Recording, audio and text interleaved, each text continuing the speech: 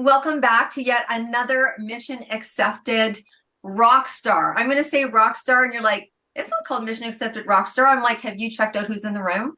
Absolutely, this is a rock star. This is a rock star group panel. And look at, we are going to talk about how these incredible entrepreneurs went from there to here, here to there. We were having a little bit of that controversial conversation pre-show, but it is about how we go from one place to another, right? It is incredible what happens in the world of entrepreneurship. And even what's more special is what one person's flip over is another person's small step. We don't know that thing that is going to take you from there to here or here to there. But what happens is it's an internal and external journey. And I am very excited about introducing you to a group of people that have done exactly that. And I'm not going to be too far stretched to say that they're not finished yet, that they're still going to be going from where they are now to where they are in the future. And I can't wait to get these incredible people back a year from now, and we're going to be able to talk about exactly what happened in this next year. And oh my goodness, if you look back into your life in the last year, what happened with your business? You might not be excited about it, or you might be over the moon about it, but it was a journey that is going to take you to that next step. So I can't wait for all of you to come back next year and let's talk about that. So look at, I'm going to let these incredible people introduce themselves because they come from a real variety of different things that they do from an entrepreneurial standpoint. And so I'm going to start with you, Joanne. If you can introduce yourself and just say how long you've been doing this entrepreneurial thing. Yeah, so my name is Joanne Callahan. I'm globally known as the Sleep Success Coach. And I've been doing this entrepreneurial thing for more years than I can count, actually, Deb. So 15 years plus. And I just love it. I absolutely love it. I'm an international number one best-selling author, as you know, with 262 Mission Accepted on my own book. And I have created the sleep success system. So as a sleep coach, this is the methodology that I use, and I absolutely love it. It took years and years to develop, but that's where I am right now. And yeah, and I'm so thrilled to be part of the 262 Women's Project as well. And just back from the Oscars, but we're going to talk all about that. So that's me, Joanne Callahan. Fantastic. Thank you so much for joining. And Annette. Hi everyone, I'm Anat Perry. I've been an entrepreneur now in my business for going on 11 years, been in the industry for 21, and I'm an inner child expert, the founder of Training Camp for the Soul, and I train coaches, healers, health practitioners, and leaders in how to work at the level of the nervous system and the subconscious so they can create real lasting transformation with their clients. Ooh, look at this. We just got started. It's so powerful. I can feel the energy going on. And Carmen, sorry. Carmel's hanging out in the background. I'm just like, Uh, my name is Carmen DeValis, and I'm an artist, and photography is my favorite medium, and speaker and author. And so, photography, I am really into nature, big into oh, nature, and I think in presence, and I love portraiture as well. oh my gosh, you have to check out her stuff. I'm in love with the horses. And Celine. So I'm Salen, and I am a scale and system strategist for women business owners because I've been in business almost 19 years this year. And my first business was a senior home care that I hit a million in the first 3 years, but unfortunately required 80-hour weeks to maintain. Turned that around and turned it into a well-oiled money-making machine. And now what I help women do that own service-based businesses is increase their revenue and decrease their owner dependency so you can live your one epic life. Wow, I love that. Owner dependency. I haven't heard that one yet. That's fantastic. And Ocean, you're right in the middle of my screen, right in the middle of all these goddesses. Please introduce yourself and tell us what you do. Yes, I'm Ocean Baker, and what my business is, I'm into streetwear, art, and fashion. So I fuse all of those three together. And I've been doing entrepreneurship since I was 15, so 7 years. I'm 22 now. And in the beginning, it was all about, this is my passion, and this is what I really wanted to do in the life. And I was really into clothes and streetwear and collecting sneakers, and it just really hit me one day. I really want to have something of my own one day, and it's just we've done so much in so I guess little time. I guess compared to other places, but Yeah, there's so much, and I guess we'll be talking about that today, and it's crazy. And what's the name of your company? It's called Natsukashi Inc. Cool, very cool. All right, and my fellow friend that loves organizing, Nicola. Thank you. I'm Nicola Bates from West Coast Dreaming. I am a clarity architect, and I help small business owners bring their brands to life and streamline their systems. Think of it simply as I make things pretty and organized so that it actually works. I've been an entrepreneur for about 2 years, and I've always creating structure that looks beautiful. And so this is what I've merged, and here I am. All right. Well, thank you for joining us. Oh my goodness. And Mandy, please tell us, introduce yourself and how long have you been in business? Hi, well, my name's Mandy Horton. I have been an entrepreneur for 7 years across 2 beauty brands, and I'm the founder of my current business, Sea Dragon Organic, where I've taken, I guess, simplified routines, but I've used complex formulating. So you only need 2 products in the morning, 2 at night, but everything you want for your skin is in those products. And I've used beautiful marine actives, and it's all made in Australia. Kept in Australia, shipped in Australia globally, and I'm really excited to be here. Oh my goodness. Thank you for joining us. Thank you for joining us. And Mary, please introduce yourself. Tell us all about you. Hello, everyone. Thank you for having me, Deb. I'm Mary Gall, owner of Success Magnified, and I call myself an idea igniter. So I work with women who have lots of ideas about what they want to do in their head, spinning around, keeping them up at night, and I help them extract those ideas and put them into an organized action plan, and then help with accountability and focus so that they can actually achieve their goals and not get distracted by all the shiny squirrels that are out there. So that's what I get to do. I've been an entrepreneur now for 13 years and running this coaching business for 11 years. Oh my goodness, what a variety. You know what? The one thing that I love about the world of entrepreneurship right now is that there's so many, I won't say niches, but pockets of genius that people are actually circulating really incredible businesses around that one thing. It's just spectacular. All right, so let's talk a little bit about these incredible businesses.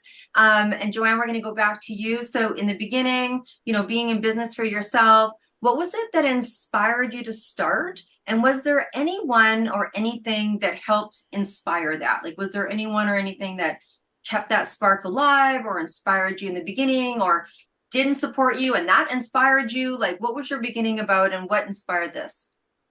Well, what inspired the whole entrepreneurial was I was working in corporate for 17 years. It was like a rat race. It was just 9 to 5, day in, day out, same thing, Groundhog Day. I was a single mother at the time as well, and I bought my own house. So I had a lot of financial challenges and burdens and all the rest.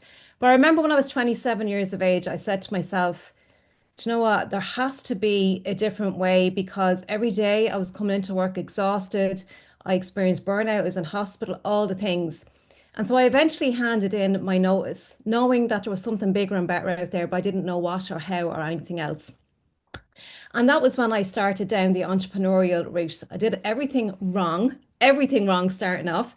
And when I met my mentor, I had trained in massage therapy and reflexology and all of the self-care things because I wanted to look after myself, start looking after myself. He said to me, Joanne, you got to write a book. That's what's going to raise your credibility. And I hadn't got a clue. I thought only famous people wrote books, right? So I wrote it on sleep because all my massage clients were tired.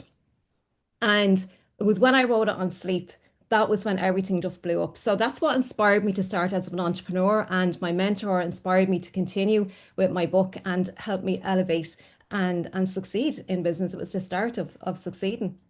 Wow. And that book has been around the world a number of times, I know. And Annette, what about for yourself?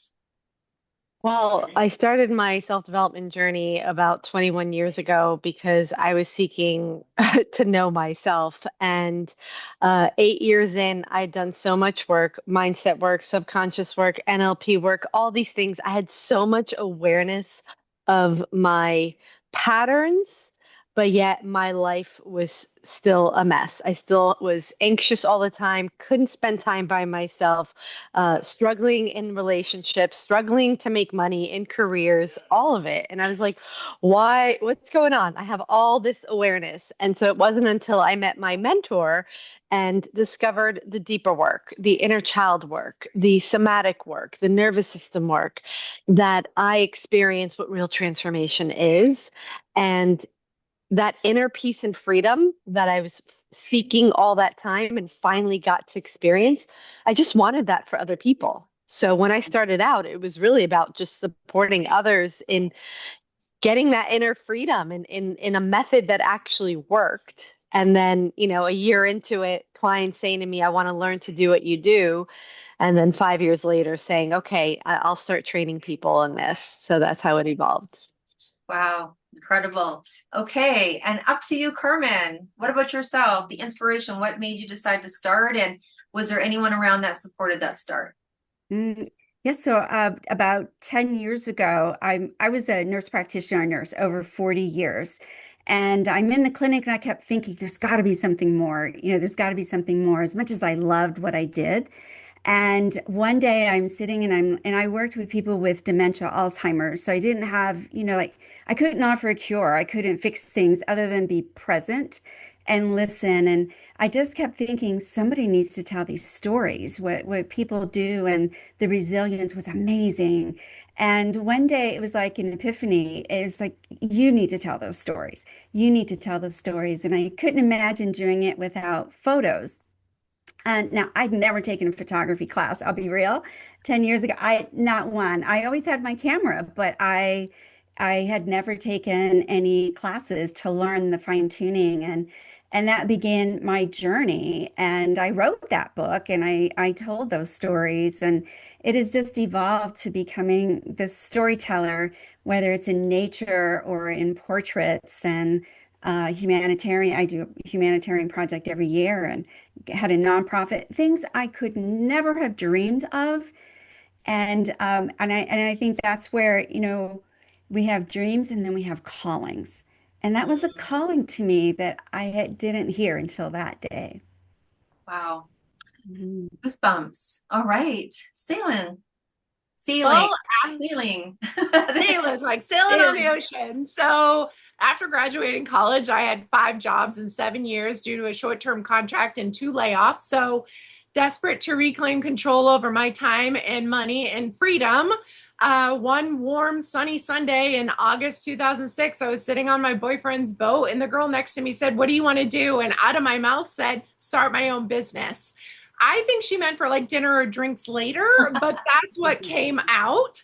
And ironically, the next morning, dragged myself into my 9 to 5 Monday morning, and there was an email in my inbox that said, "Have you ever thought of starting your own business?" And I was like, it's meant to be. And so that was actually a franchise consulting company. And so I looked at everything from closets to dog training to smoothie shops to sub shops. And the universe sent me another signal. I had met a woman who was looking to get in with the business I was working for. It was a franchise.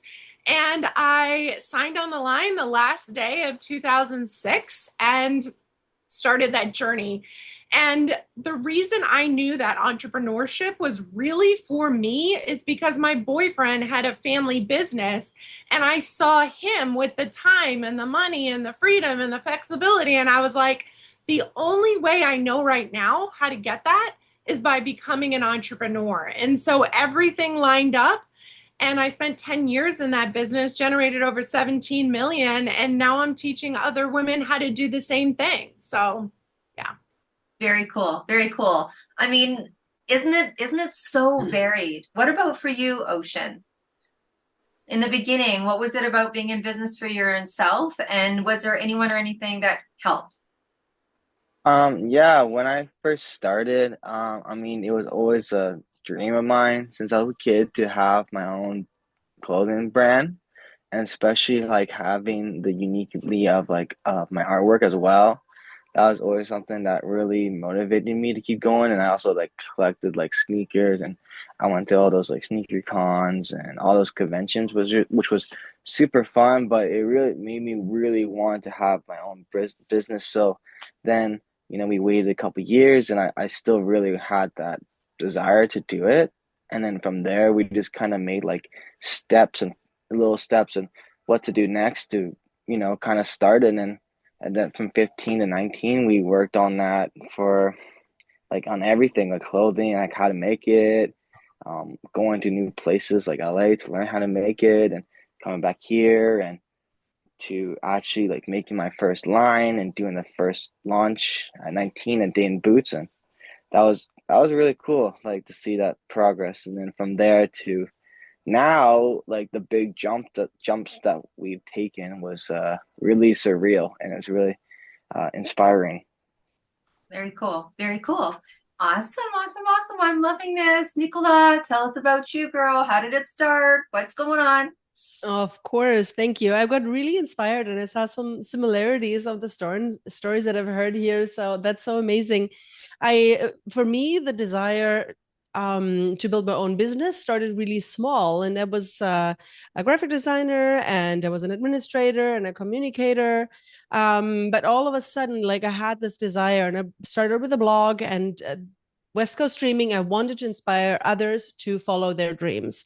And I kind of knew I had to lead. And eventually, one morning in my job that I liked very much, I woke up and I was done. I looked at my emails in the morning before getting out of bed, and I had the feeling I was done. And so I quit. But along the way, I met people who helped me get exactly to that moment. And one was a very special person. I went to one of my very first networking events, and we clicked instantly. And from there on, I kind of felt drawn to her, and I would always ask her all these questions. And she invited me. She was very generous with her time and advice. And so she opened doors for me, and she invited me to other networking events. So step after baby step, I was able to get there, and I was able to practice things. And so I'm super grateful. And yeah, whether it was my journey idea and having a burnout and then getting back to it, or creating a planner, going back to my graphic designer roots, everything came together in a way that I now really stepping into this Clarity Architect, where I'm not either a designer or an administrator or a communicator. I'm fusing all of this together. And so, yeah, that's where I'm at. And you see that more and more, right? I mean, we went from the word of entrepreneur to ultrapreneur. People say, what's an entrepreneur? I'm like, it's an entrepreneur that can't say no. No, but it's really right. But we're seeing people fuse their passion and multi-passions. And it's, we're no longer with the days of have one thing, focus on one thing, and it's only one thing. You get to bring yourself and all the crazy parts of ourselves to the table. Mandy, what about for you? What was the inspiration that kicked off your business? Was there anyone or anything that helped you? Yeah, well, initially I started my first business because I was looking for, I guess, a job that I loved, but also fitted around family. I found myself in a state where I had no family around. My mum wasn't there, my mother-in-law, they were both interstate. I had little kids, and it was just really hard to work and balance all of the family things. When they were sick, I was the one that was always called, and I did not have a very sympathetic boss. So I created my first business with my cousin, really to have flexibility, and she was in the beauty industry. So we had a beauty business. And it wasn't long before, I guess, my creative side took over, and I started to make really simple skincare products. And it was through that I met Peter, who was an incredible chemist. So without having those skills myself, we needed to employ chemists and contract manufacturers to make the product. So I would come up with a great idea, and then I needed to pay someone to come up with the formula or the recipe, and then someone else to make it. But Peter was just so passionate about organics, and he taught me about green chemistry and how through the processing of these plant ingredients, you can end up with ingredients that have a much higher concentration of all of the good properties that you want. And I guess his enthusiasm was infectious and really encouraged me to go back to study. So that's what I did. I went back to study to become a cosmetic chemist myself. Oh, wow. That's inspiring. Oh my goodness. I love all these stories. And Mary, what about you? Inspiration. How'd this party start? Yes, yes. I had been working, running a law firm, doing everything but practice law, and had outgrown that position and had friends say, well, you should start your own business. And I was like, what would I even do? I had no clue, right? And I started just asking, I wonder what that would look like. And I was volunteering at my daughter's middle school book fair, and there was a book there about how to start a virtual assistant business of all the random places. And I was like, oh, that sounds interesting. So I read the book, bought the book, started my virtual assistant company, and within about a year had gotten to capacity because I had come from corporate world. So I created a job for myself instead of a business, as many of us do, right?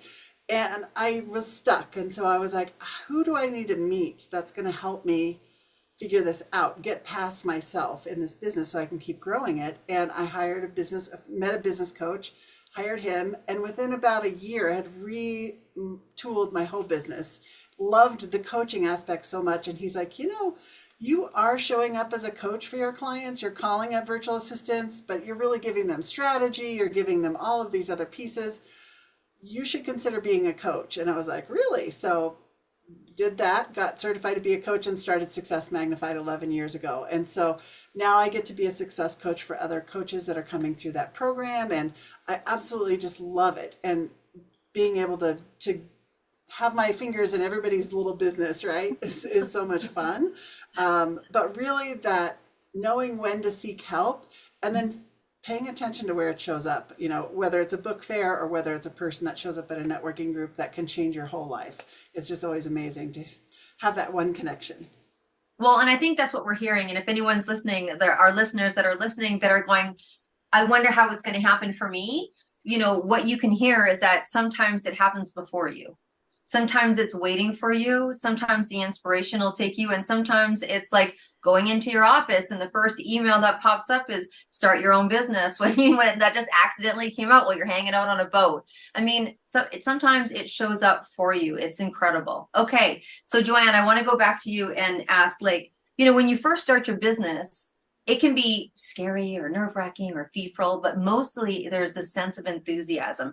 It might describe itself as anxiety or what have you, but there's this whole newness that happens when you start a business, and what are the designs of the cards going to be, and building a website and all of that. When that stuff starts to settle a little bit and you realize that you actually have a business and it might be beyond the skills or the abilities that you have.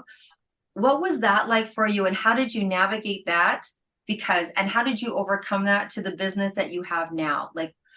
Take us from there to what you have now and where you've landed. Because that's, when the shiny penny gets worn a little bit, and you're like, oh, I thought this was going to be all fun. There was many instances, right? But in the very beginning, I realized that I was very limited with time. And I had a young child at the time as well. So I was like, okay, this isn't going to work. This is very limiting. So I decided to train in doing an online course. And that was when I discovered marketing. And I was like, oh my God, marketing, all the work that had to be done. I learned that I sold my program before I even had the program built. Right. So I was working backwards. Right. And I was like, what? Didn't even make sense. But that's how I did it. And I continued to do that. And then that cost me a fortune, that did. And that was like gut wrenching handing that money over.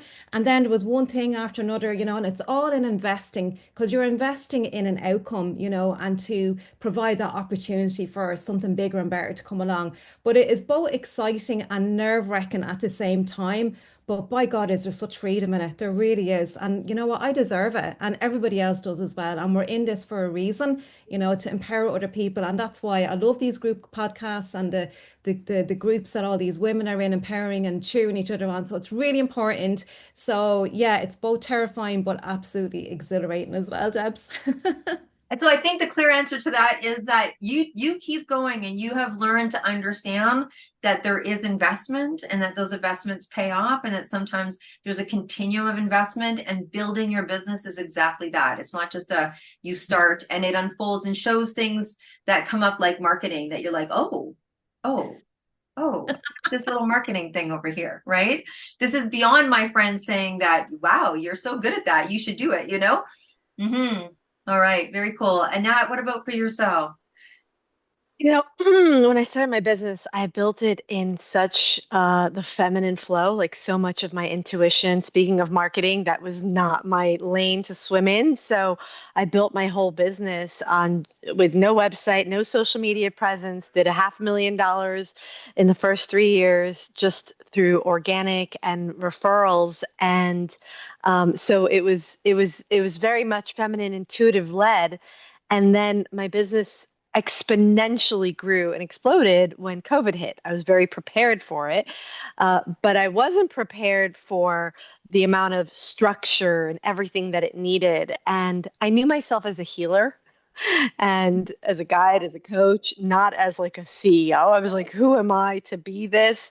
So a lot of my lack of confidence in that way, a lot of old patterns came up for me, and I leaned on others. I then started to rely on others.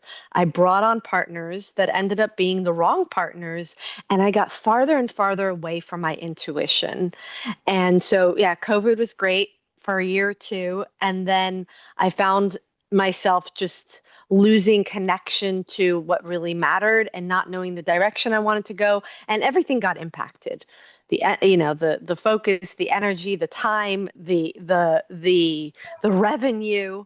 And so it like I hit this place of like I'm in a dark tunnel and I don't even see what I want. I just know I don't want these partners anymore.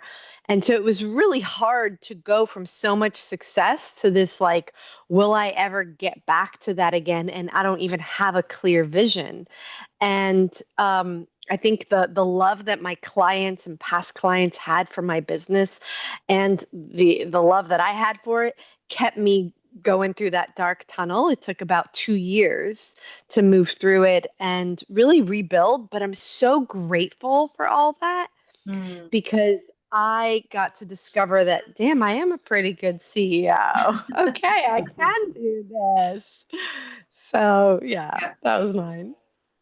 It's it's the part behind the curtain. That's what I call it. It's like there's the curtain, there's the performance of the curtain, which is actual and authentic. And then there's all the moving parts, right? The lights, the camera, the action, selling the tickets to the show. It's all that stuff that is the unfolding of learning new skills and sometimes can derail us, or we can use the wrong services with the wrong people or what have you. It's all of that. Or you spend money on a marketing campaign and it doesn't, and you spend marketing campaign and it does, and then you spend, right? It's all of that put together. Oh my goodness. All right, Carmen, and for you, what about you? So when the new business feel kind of wears off a little bit, what's some of the behind the scenes and where are you now? Yeah, so I so appreciate the vulnerability that I've heard here today, and I'll continue with that because early on, I mean, clearly I went from a clinical space to an entrepreneur, and I had no idea what I was doing, and I leaned on people who I thought knew, and it was learning who I could rely on and where I could learn more, and I was in this kind of Pollyanna state for a while, and then I felt so bombarded. I'm like, well, what do I really want to do? As I'd never asked myself that. And I'm in my 50s and I'm really asking, what do I really want? And it was a really a earth-shaking moment for me to think about that. And what I realized when I paid attention that that's when I could really zero in. And so marketing, for instance, I knew nothing about that, but I started to learn. I'm a photographer, right? And so people were asking me, how do you do your marketing? That's so brave of you to show up. And they're like, will you help me? And I thought, there's an idea. Okay. And it went along like this, right? I'm like, ooh, good idea. I could do that. And then I looked to see, like, does this feel right? Is this for me? And then when things happen, like pandemic, and I was had gone through divorce, pandemic, and the day of lockdown, the first day, I was diagnosed with cancer. And I really needed to rethink what now? What am I going to do now and what felt right to me and not, that personal feminine energy. And so for me, it's the behind the scenes can be really chaotic. And then I just need to go for a walk in nature and calm it down. Mm-hmm. And just sometimes just wait for the answer to land in my lap. It's there, but I had to be quiet for that. Very cool. Thank you so much for sharing. Thank you so much for sharing. Sailing? So when I should have been celebrating $1 million in revenue in 2010, popping the champagne, instead it was 9 a.m. I was sitting in my car. I had just completed another 3-hour shift with a client, been up since 4 a.m. and I was sobbing my eyes out because this was my average day. I was working 80-hour weeks to hit that million and maintain it. And I didn't know what else to do. And so I went to my parents' house afterwards because my routine was then I would shower, change, and then go work another 12 hours doing what I had to do as the, franchise owner. And my mom encouraged me to meet with a coach, and it was a family friend. And so I did, but I was completely embarrassed about it. I was the problem solver, figure it out kind of girl. And so I put it as a private appointment on my calendar. I skulked out the back door, didn't tell my team where I was going, went to this shady diner down the plaza and met with him and basically vomited all of my problems for the past 3 years onto him. Kind of like, okay, if you're the expert and you know what it is, and he summed it up into 3 things. But ultimately, the theme was my business lacks systems. That was why my open door policy really was more of a revolving door until 5 o'clock when everyone would go home and I'd be able to throw off my suit jacket and kick off my heels and finally get work done. And so what I did over the next 2 years is continue to be stubborn and figure it out on my own, maybe. But really, I rebuilt the foundation of my business. I redesigned it from the ground up, from what I wanted, because I no longer wanted the 40-hour owner operator franchise model they had sent me that was really taking me 80 hours. And I redesigned it to a part-time model that worked for me. And so now that's exactly what I teach women, is I teach women in service-based businesses around the $1 million mark is how to redesign the 4 structural pillars in their business. So that way it runs without you having to touch everything. No fixing, no micromanaging, no, inventing everything because it's in your head, and really developing a mission-driven team that allows them job ownership and gives you the freedom to be that strategic leader that you know in your heart. Very cool. I'm hearing lots of things around worth it, foundation, risking. And what about for you, Ocean? So when you realized that your dream was cool, you started to create your business, just like everyone here, you're creating your business. Now you get to do what it is that you want to do. When some of the real work started, like the infrastructure and everything to keep your business afloat, what was that like for you? What was some of the hardest things that you overcame? And what are some of the cool things that are happening? Yeah, it was quite interesting to learn all the new aspects and the things I didn't know before. And it was also a little bit frustrating, with learning new things that it took me a while to get used to, and things I didn't want to do. And because usually I like just making designs and making the pieces, and that was the fun part of it, and creating something new. But learning the new parts and the behind the scenes was interesting, but then you kind of get used to it after a while. And yeah, now it all kind of works together and it all now makes sense. And what we're doing now is we just came back from the Oscars week in LA, which was really awesome. And we usually get invited to that now. And that was really fun to be part of and being a VIP for once. And that was really exciting. I really like that part of it. But it all comes together at the end of the day. It seems like everything we all figured out at one point, and just always learning something new and meeting new people. Yeah, it's all figure outable. And yeah. And you do have those wins. I mean, it's interesting, right? So we were down at the Oscars and that flip. And I think that we've all probably had it in our business when things flip.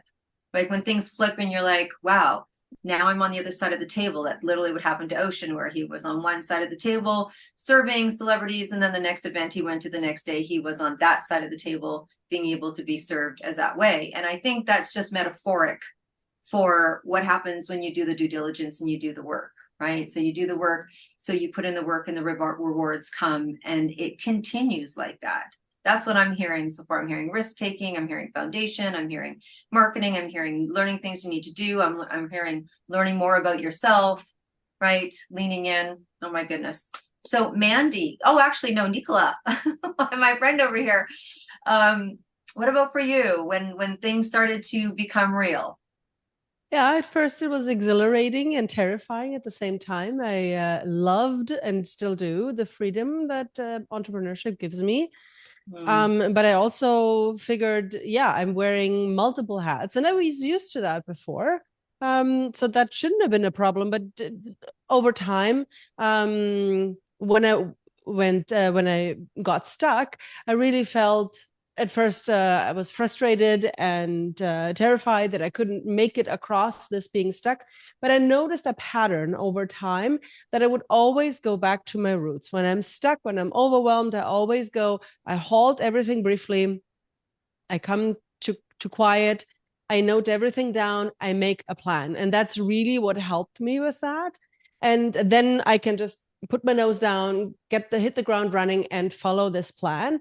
And if, for example, I still couldn't make it, then I would be able to seek out advice and seek experts who could help me get past this particular hurdle that I might have been on.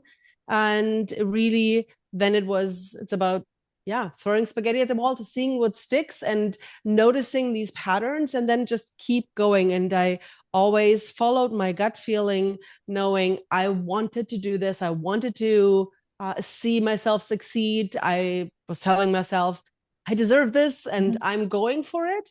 And so, yeah, just keeping going, planning, moving forward, and just never let it go. Don't let this dream go. Awesome. Oh my goodness. Mandy, over to you. Well, as I said previously, I decided to go back to study. So I found myself ridiculously busy. So I had started this business with my cousin so that we could have these incredible flexible hours. And a few years in, I'm working, weekdays on the business and then nighttime and weekends studying, which meant I missed, a lot of family gatherings and social occasions. But I loved it. Like, I absolutely loved it. And I also took on getting a license to manufacture organic products. So what we did when we started, I guess we were like a lot of small skincare brands. We had these products and we looked at what other people were charging and thought, oh, we'll charge about the same.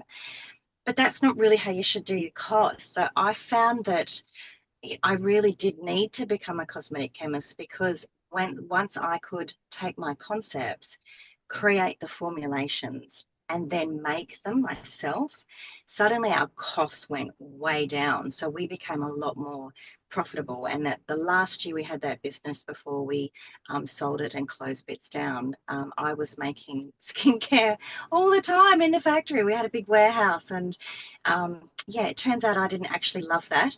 But my decision to do something I loved ended up really benefiting the company by making it a lot more profitable. Very cool. Very cool.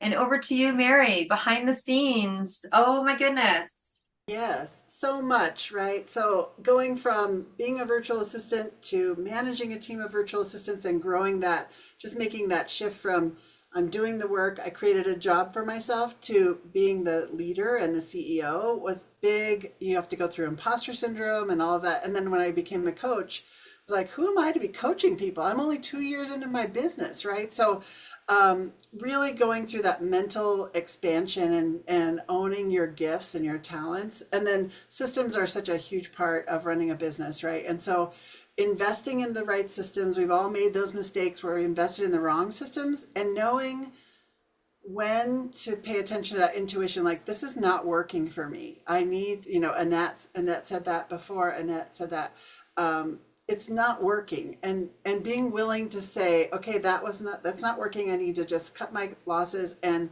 find something that will work, because we have to try a lot of things, right? So to find the one that's going to work exactly right for your business. But I think we all have that intuition, and we know, like, this is not the right path for me. I need to just cut my losses and move over here to do something different. So I think that makes a big difference. And then, really allowing yourself to keep growing and knowing what fills your bucket. So one of my top values is fun. And if I can't have fun in what I do, it becomes a drudgery really fast. So how can I make it fun? So for me, I love having conversations with business owners. I love paddleboarding. So about 8 years ago, I started a networking group called On the Water Networking, where I get to have those conversations while I'm paddleboarding, right? So it's my business. I can design it to look like what I want, right? It doesn't have to look like everybody else's business.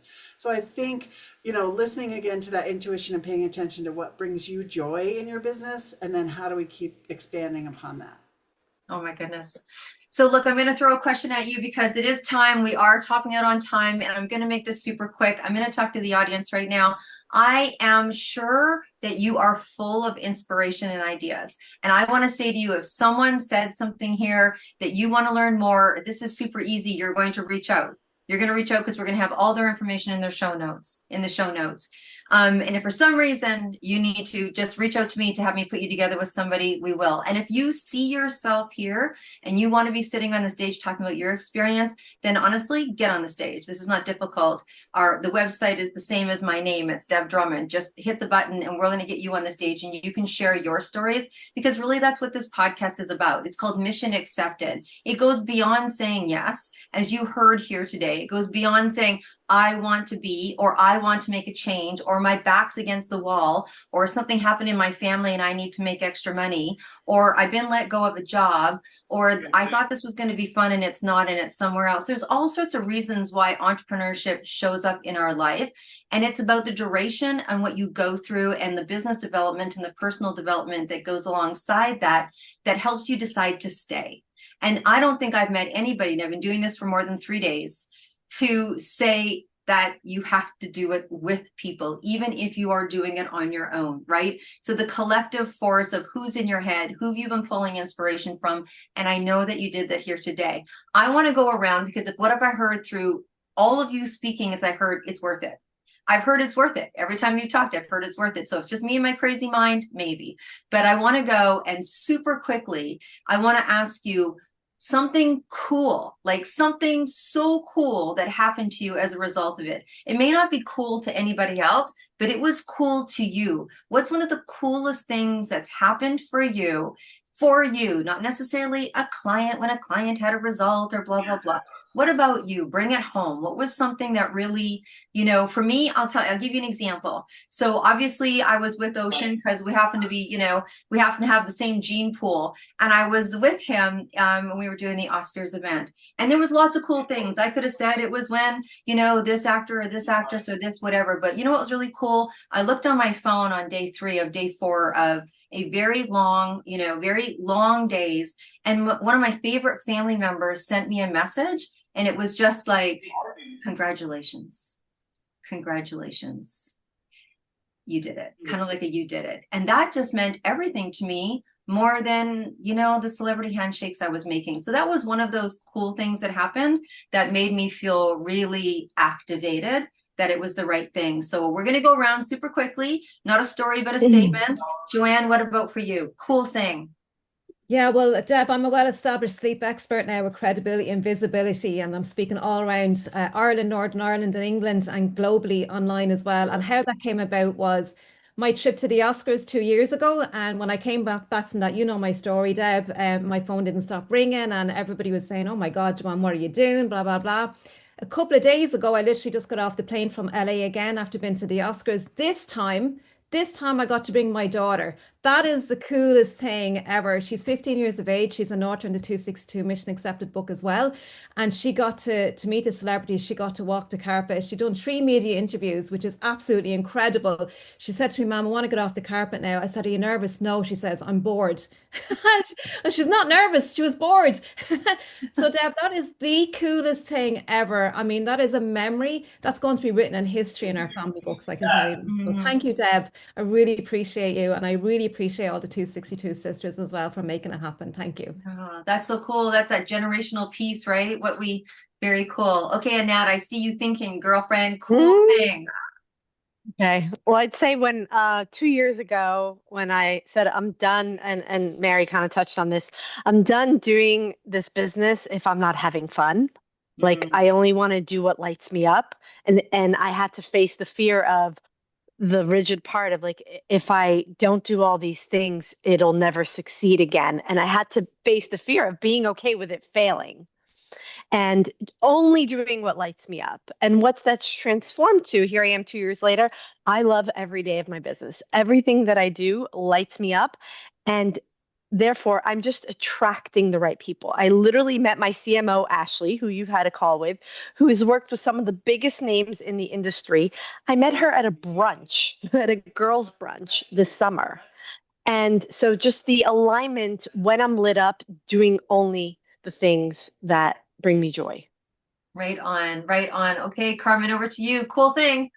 Cool thing. Yeah. So I'm the girl who during network meetings would take off when it's time to introduce ourselves because I would just head to my car. It was too much. And last year I've been speaking more. Last year I entered a competition and was a semifinalist on a big stage, which was huge for me and very cool. And that my granddaughters got to know that and see that. It's really the cool part. Awesome. Right on. Sailing. So in November, my little girl dream came true. I was the shy little introvert who did not talk to anyone, but somehow wanted to be famous at the same time. And last summer, I received an email from a TV network in LA, and they reached out and said, do you want your own TV show? And why don't you come out and try it out and be on mine? So I got to do that in November. And it was so cool to experience it because it was nothing that I ever put on a vision board or set a goal about, but it was always just this little girl dream that I had. And so when I stepped on that stage and had all the lights and then it was done, I was like, I did it. Like it took 47 years, but I did it. Right on. Oh my goodness. Very cool. And Ocean, something cool. What's one of the coolest things that's happened for you in your business?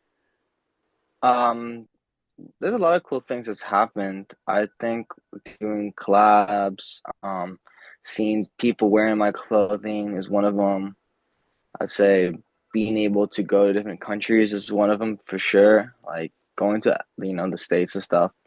Yeah, I'd say those are probably the big three. And then like meeting new people down there and people I've watched from shows that I'm like, oh, I've watched the whole series and I've seen you that, and I met you in person. That's cool. That is cool. I know. I remember when the first time you got a picture sent to you by a friend, watching someone who was on a SkyTrain that was wearing your hat. Yeah. First time that someone that you didn't know was wearing your clothing. I know that was a magical day, I'm sure. Yes.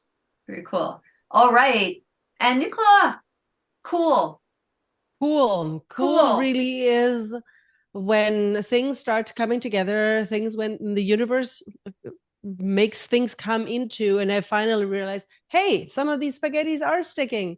And I'm getting emails, oh, can you come on board and give me a quote for this design? Or can you create a system for me here? And when I go like, oh my God, I'm going to be so busy. And this is an amazing problem to have. So I'm super grateful for that. All right. That is very cool. That's one of the cool things all entrepreneurs want to experience. Mandy, something cool that's happened from making this decision. The coolest thing is being able to start my second company on my own and being a solopreneur. It's my ideas, my passion, my decisions, no compromises. And I absolutely love it. I love being my own boss. And yeah, I love being a solopreneur. Right on, right on. Freedom. All right, Mary, wrap us up with one of the coolest things that's happened from this decision to be an entrepreneur. Okay, I was lucky enough to build a business the way that I want to build it so that I could go and live in Spain for 5 weeks last October. And I realized I want to share this international travel with other women. And so I launched a retreat and it sold out, and we're coming to Ireland, Joanne. I'll have to connect with you. We're coming to Ireland in May. So I love the fact that I get to experience international travel and do what I love at the same time. It's just so cool. So I hope listeners, and to everyone that is listening and watching, we love our viewers.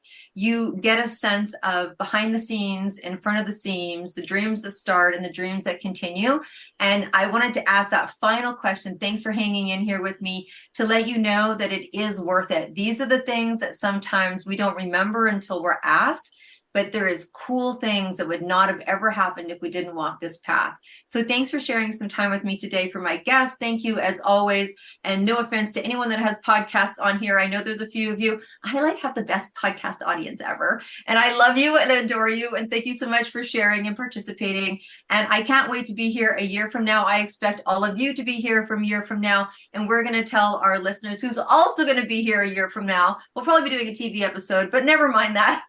We'll be here talking about how incredible and all the cool things that happened in this year. So thank you. As always, audience, you be well and you stay groovy. Bye for now.